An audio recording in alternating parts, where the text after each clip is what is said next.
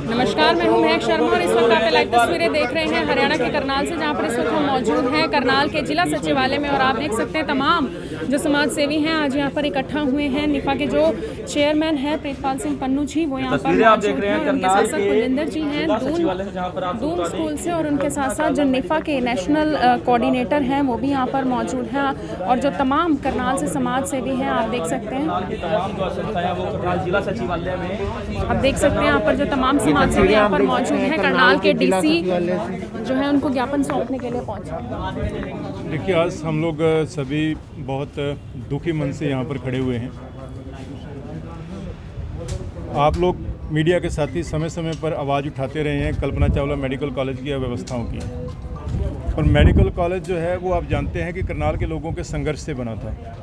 उसे बनाने के लिए करनाल की सभी सामाजिक संस्थाएं एक मंच पर आई थी, सभी ने मिलकर संघर्ष किया था और ये मेडिकल कॉलेज बना था।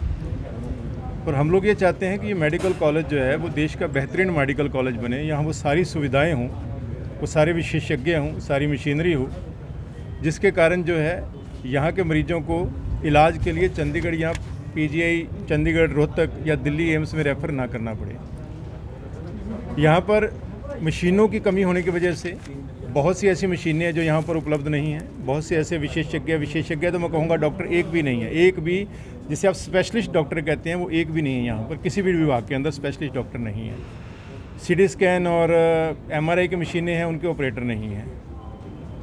अभी पिछले दिनों हमारे एक युवा साथी समाजसेवी मनोज गौतम की डेथ हुई है। हालांकि उसकी डेथ एक प्राइवेट हॉस्पिटल में हुई है, लेकिन प्राइवेट हॉस्पिटल में लाने से पहले वो कल्पना चावला मेडिकल कॉलेज में रहा।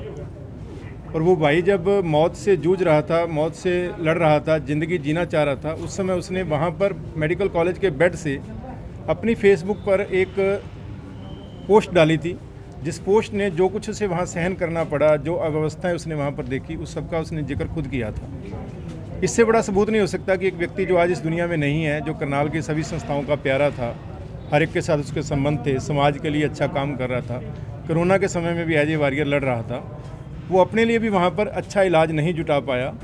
और जिसकी वजह से जब वो मेडिकल कॉलेज में गया था उसके लंग्स इन्वॉल्वमेंट 35% थी, लेकिन जब वहाँ से उसको लाकर प्राइवेट अस्पताल में दाखिल किया गया तो वो 85% पे पहुँच चुकी थी, क्योंकि वहाँ पर उसे केवल ऑक्सीजन पर या नॉर्मल जो मेडिसिन है उस पर रखा गया। उसका प्रॉपर जो लंग्स टेस्ट करवाकर, चेस्ट एक्सरे करवाकर जो उसका इलाज होना चाहिए था वो प्रॉपर इलाज नहीं हुआ। तो हमारा जो मकसद है, आज हम मुख्यमंत्री जी के नाम और स्वास्थ्य मंत्री जी के नाम हम एक मेमोरेंडम दे रहे हैं और साथ में डीसी साहब से हम लोग डिस्कस करना चाह रहे हैं, क्योंकि ये समय ऐसा नहीं है कि हम लोग किसी प्रकार का विरोध करें या प्रदर्शन करें। विरोध प्रदर्शन हमारा मकसद नहीं है, क्योंकि ये समय ऐसा है कि सभी मिलकर काम करें और ऑलरेडी मिलकर काम कर भी रहे हैं। लेकिन साथ साथ अगर कमियों को हम लोग सरकार की या प्रशासन की जानकारी में नहीं लाएंगे तो ऐसी और अनेक जानें जो हैं वो भी जा सकती हैं, जिनको बचाया जा सकता है। आज एक पहल हुई है, जैसे एक्मो मशीन, आज मैं सुबह पढ़ रहा था अखबार में, एक्मो मशीन आज यहाँ पर इंस्टॉल जो है वो की जा रही है और जल्दी वो फंक्शनल हो जाएगी। ये एक ऐसी मशीन है जो व्यक्ति के फेफड़े या उसका जो हार्ट है उसको अगर वो काम नहीं कर रहा या उसकी सर्जरी हुई है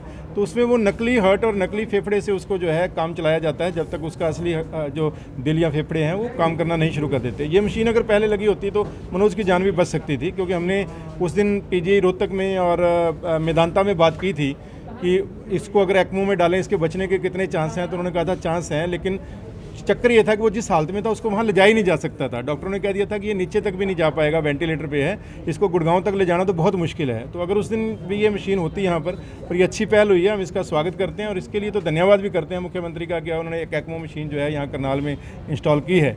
लेकिन उसके बावजूद बहुत सी कमियाँ हैं, मतलब एक अच्छे हॉस्पिटल के अंदर भी जो चीज़ें होती हैं, यहाँ पर इकोकार्डियोग्राफी नहीं है, एंजियोग्राफी नहीं है, बहुत से स्पेशलिस्ट यहाँ पर नहीं है, कैंसर का ट्रीटमेंट नहीं है, न्यूरोसर्जन नहीं है यहाँ पर। मैंने तमाम वो इस ज्ञापन के अंदर हमने वो सारी बातें लिखी हैं जिन जिन चीज़ों की यहाँ पर कमियाँ हैं। तो अगर इसको मेडिकल कॉलेज बनाया है तो इसको पीजीआई और एम्स की तर्ज पर विकसित किया जाए। करनाल के लोगों से सहयोग चाहिए, हम लोग करने को तैयार हैं।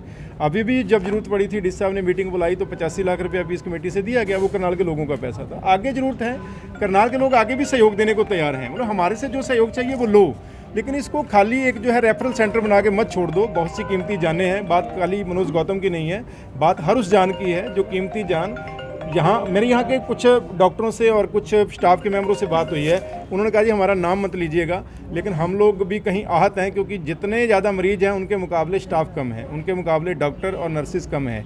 और जितने ज़्यादा पेशेंट हैं उनके मुकाबले में मेडिसिन कम है, तो वो भी बेचारे अपना रोना रो रहे हैं। वो कहते हैं जी हम क्या करें, जब हमारे पास साधन ही होंगे, हमारे पास हथियार ही नहीं, हम लड़ेंगे किससे। तो ये जो कमियां हैं, ये सारी कमियां दूर हों।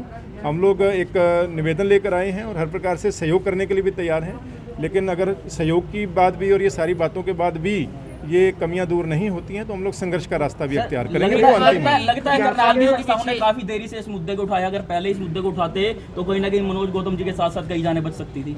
ऐसा नहीं है कि देरी से नहीं उठाया। अगर आप पिछला हमारा रिकॉर्ड अगर जाकर देखेंगे, और समय समय पर इस मुद्दों को उठाया जाता रहा है, लेकिन ये कि अब इसको बड़े लेवल पर उठाया जा रहा है। हम ये कह सकते हैं कि बड़े लेवल पर पहले नहीं उठाया गया, क्योंकि एक भरोसा था कि इसको जल्दी ही विकसित कर दिया जाएगा। और दूसरा, जब ये महामारी आई तब हर संस्था का ध्यान जो है ना, वो महामारी में क्या हम सहयोग कर सकते हैं उसकी तरफ था। आज भी इसीलिए हम लोग कोई प्रदर्शनियां विरोध नहीं कर रहे। आज भी हम उसी सहयोग की भावना से आए हैं कि यहाँ की जो कमियां हैं उनको दूर किया जाए। सर, करनाल के एक पार्षद की मृत्यु होती है पीजीआई चंडीगढ़ में, 2 दिन तक वो स्ट्रेचर पे पड़ा रहता है, लेकिन हमने वो ज्ञापन में डाला है कि अगर यहाँ फैसिलिटी होती तो उसको पीजीआई चंडीगढ़ ले जाने की नौबत ही ना आती। हमने उनका भी सुदर्शन काराड़ा जी का डाला है। करोड़ों रुपए लगा दिया गया, उसके बावजूद भी इन खामियों को पूरा नहीं किया जा सकता। इसके पीछे हम किसकी गलती मान सकते हैं? देखिए, गलती बड़ी सीधी है। मैं सबसे पहले तो गलती मानता हूं कि जो संस्था होती है, उस संस्था का जो मुखिया होता है, इस संस्था का मुखिया यहाँ का डायरेक्टर है।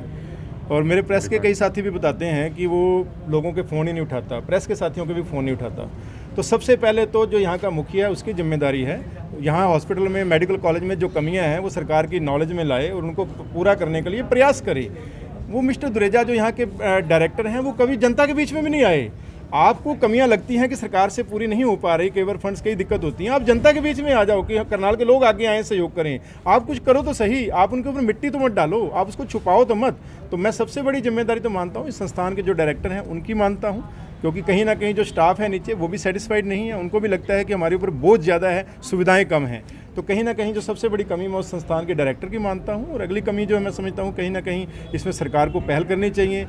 सीएम साहब हमारे यहाँ के विधायक हैं, उनके ऊपर पूरे हरियाणा की जिम्मेदारी है। हम नहीं कहते कि नहीं, पूरे हरियाणा की जिम्मेदारी को वो निभाएं, लेकिन कहीं विधायक होने के नाते हम अपना एक अधिकार ज़्यादा समझते हैं। मैं ये मानता हूँ कि इसमें एक काम किया जा सकता है कि जो स्मार्ट सिटी का बहुत मोटा पैसा आ रहा है, उसमें कुछ चीज़ें ऐसी की जा रही हैं जिनकी ज़रूरत नहीं है। फॉर एग्जांपल मैं कहूँ कि शहर में जो लगाए गए हैं, बड़े बड़ी एलईडी लगाई गई हैं, वो एलईडी के पैसे से मशीन खरीद दो भाई, एलईडी की ज़रूरत नहीं है। ये चीज़ें बाद में भी हो जाएंगी। सबसे पहले बेहतर मेडिकल सुविधाएं ज़रूरी हैं। ये जो सड़कें तोड़कर दोबारा बनाई जा रही हैं, इनको फुटपाथ को इनको ज़रूरत नहीं है बनाने की। ये फुटपाथ हम बाद में भी बना लेंगे। आज महामारी चल रही है, वो फुटपाथ का पैसा जो खर्च हो रहा है भाई, उससे मशीनें वो खरीद दो। यहाँ स्पेशलिस्ट डॉक्टर नहीं है, उनकी नियुक्ति की जाए, ये चीज़ें जरूरी हैं। तो स्मार्ट सिटी के पैसे से भी इसको जो है सहयोग किया जाए। सर, अगर मुख्यमंत्री जिस समय दौरा करते हैं या हमारे मंत्री दौरा करते हैं, देखो स्वास्थ्य उस समय कल्पना चावला का दृश्य कुछ और दिखाया जाता है, मगर हकीकत मीडिया में हर समय सामने आते हैं। डॉक्टर पेशेंट को दाखिल कराने पहुंचता है तो उसे जेल मैं एक मान के चलता हूं कि कमियां हर जगह होती हैं, हम में भी 20 होंगी। ऐसा नहीं है कि हम लोग कमियों से लेस व्यक्ति हैं। हमारे अंदर, हमारी संस्थाओं के अंदर भी कमियां होंगी, लेकिन उन कमियों को दूर तो किया जाए। जो प्रश्न आपने किया, जो आपने रवि जी आपने पूछा और हिमांशु जी ने जो बात की, मैं दोनों को क्लब करता हूँ कि इस समय ज़रूरत ये है देश की कि हर व्यक्ति राजनीति से ऊपर उठकर, चाहे कोई विपक्ष में है, चाहे कोई सत्ता पक्ष में बैठा है, चाहे सामाजिक संस्थाएं हैं, वो मिलकर काम करके ये जो कमियां हैं इनको दूर करें। हम सहयोग करने को तैयार हैं। हम लोगों के आगे झोली फैलाकर भी इस मेडिकल कॉलेज की मशीनों के लिए फंड्स इकट्ठे करने को भी तैयार हैं। हम करने को तैयार हैं, साथ लेकर करो तो सही। करनाल के लोगों की, जो समाज के जिम्मेदार लोग हैं, उनकी इतनी तो यहाँ पर से हो कि यहाँ किसी को बेड दिलवाना हो तो बेड मिल जाए। यहाँ किसी को इलाज नहीं मिल रहा, उसकी सूचना किसको दी जाए ताकि उसको प्रॉपर इलाज मिल सके। मनोज को जब इलाज मिला है, 2 दिन बाद जाके इलाज मिला है, वो भी डिप्टी कमिश्नर साहब, मैं उनका धन्यवाद करता हूं। उनको हमने 2 बार रिक्वेस्ट करी, उन्होंने दोनों बार फ़ोन किया और उसको बेड मिल गया। बेड के बावजूद भी उसको दवाइयाँ नहीं शाम तक दी जा रही। उसका भाई अमन यहाँ आया हुआ है, वो सारी आपको बात बताएगा। तो ये जो कमियाँ हैं, इन कमियों को दूर किया जाए। राजनीति से हम किसी प्रकार का कोई राजनीतिक उसमें इसको नहीं लेना चाह रहे, कोई राजनीति नहीं है, कोई इस समय विरोध और प्रदर्शन नहीं है। विरोध और प्रदर्शन की नौबत आएगी तो वो कोरोना जब संकट खत्म हो जाएगा तब आएगी। आज संकट के समय आज ज्ञापन हम दे रहे हैं जिसमें डिमांड्स हमने रखी हैं कि ये कमियां हैं, इनको दूर किया जाए ताकि और कीमती जाने जो है वो ना जा सके। और सीएम साहब के नाम भी है और स्वास्थ्य मंत्री के नाम पर भी है, डिस साहब के माध्यम से दे रहे हैं। और डिस साहब से हमने 5 मिनट समय मांगा ताकि हम उनको इनके बारे में जानकारी भी दे सकें। होती है ना, छोटी छोटी कमियों पर मीडिया ने आवाज़ उठाई, हमने उठाई, वो छोटी छोटी आवाज़ें उठती रहती हैं। जब पानी सिर से निकल जाता है तब वो आवाज़ बड़ी आवाज़ हो जाती है। तो अब ये बड़ी आवाज़, मनोज जी को बेड मिला आपके कारण, आप लोगों ने फ़ोन किया, लेकिन आम आदमी को तो वो भी नहीं मिल पाता। दिक्कतें हैं तभी तो आए हैं। दिखते हैं, लेकिन कहीं कोई एग्जाम्पल तो बनता है ना। मनोज जो है वो जाते जाते वो हमारा साथी चला गया, वो सारी उम्र संघर्ष करता रहा, उसका जीवन संघर्ष से रहा। आज जाने के बाद भी उसके नाम पे अगर संस्थाएं इकट्ठी हो रही हैं, ऐसे नहीं है कि हमारे महिला साहब जी हैं, वो भी रणदीप महिला जी हैं, वो भी इस दौरान गुजरे हैं। कालड़ा जी जैसे वो गए हैं, और जितने भी आम पब्लिक है जो जिनके साथ ये चीज़ हो रही है, तो दुखद है। तो उसी बारे में ज्ञापन दिखा दीजिए, आप जो ज्ञापन देने जा रहे हैं। देख सकते हैं तस्वीरों के माध्यम से जो समाज सेवी हैं प्रीतपाल सिंह पन्नू निफा के चेयरमैन भी हैं, और आप देख सकते हैं किस तरीके से ये जो मेमोरेंडम है ये तैयार किया गया है। स्वास्थ्य सेवाओं से जुड़ा हुआ है कि जो करनाल का Kalpana Chawla medical college and hospital है उसमें किस तरीके की स्वास्थ्य सेवाएं हैं, और उसी को लेकर जो स्वास्थ्य मंत्री हैं और जो हरियाणा के मुख्यमंत्री हैं, जो करनाल के डीसी हैं, उनकी तरफ से ज्ञापन उनको आज ज्ञापन सौंपने के लिए जा रहे हैं। और मुख्यमंत्री के नाम ये ज्ञापन है, आपको बताना चाहेंगे मुख्यमंत्री और स्वास्थ्य मंत्री जो हरियाणा के हैं उनके नाम आज ये ज्ञापन सौंपने के लिए जाएंगे कि कल्पना चावला में किस तरीके की मेडिकल फैसिलिटीज़ हैं। बहुत सारी चीज़ें उन्होंने बताई, ये भी बताई कि जितने पेशेंट्स हैं उनको लेकर उतने डॉक्टर्स नहीं हैं, उतना स्टाफ नहीं है, मेडिकल फैसिलिटीज़ नहीं, और उसी को लेकर जो करनाल के डीसी हैं उनसे भी चर्चा भी करेंगे, विचार विमर्श भी करेंगे। आप सभी लोगों से अपील रहेगी जितना ज़्यादा हो सके इस वीडियो को शेयर ज़रूर करें।